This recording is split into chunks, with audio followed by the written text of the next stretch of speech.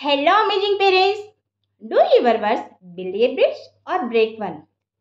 మనము అప్పుడప్పుడు పిల్లలకు చిన్న చిన్న ప్రామిసెస్ చేసి వాటిని బ్రేక్ చేస్తూ ఉంటాం. పిల్లవాడు అన్నం తినకపోతే, అరే నువ్వు ఈ అన్నం కంప్లీట్ చేసావనుకో నీకు ఐస్ క్రీమ్ కొనిస్తా, నువ్వు హోంవర్క్ ఫినిష్ చేసావంటే నిన్ను పార్క్ తీసుకెళ్తా అని ఇమ్మీడియట్గా ఏమీ ఆలోచించకుండా ప్రామిస్ చేస్తూ ఉంటాం. దీనివల్ల పిల్లవాడిలో క్యూరియాసిటీ ఏర్పడి మనం చెప్పింది చెప్పినట్లు చేస్తూ ఉంటారు. అంతేకాకుండా ఈ హ్యాపీనెస్ని వాళ్ళ ఫ్రెండ్స్తో కూడా షేర్ చేసుకుంటూ ఉంటారు.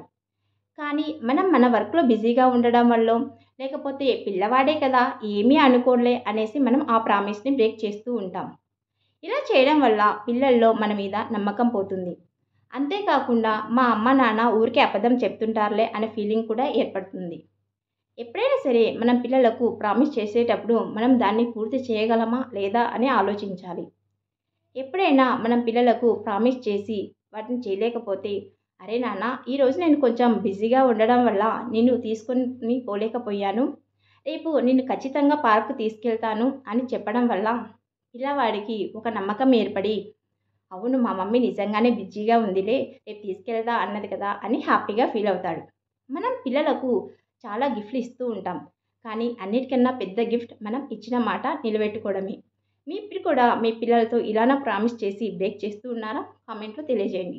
I am Indu Jogi, a behavior coach for children. If you like this video, please like, share, comment. Thank you.